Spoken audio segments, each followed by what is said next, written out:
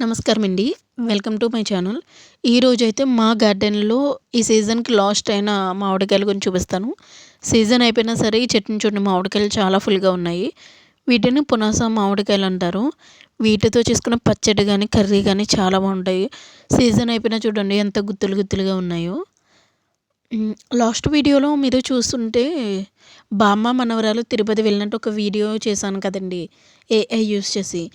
ఆ వీడియోకి continuation part next వీడియోలో పెడతాను.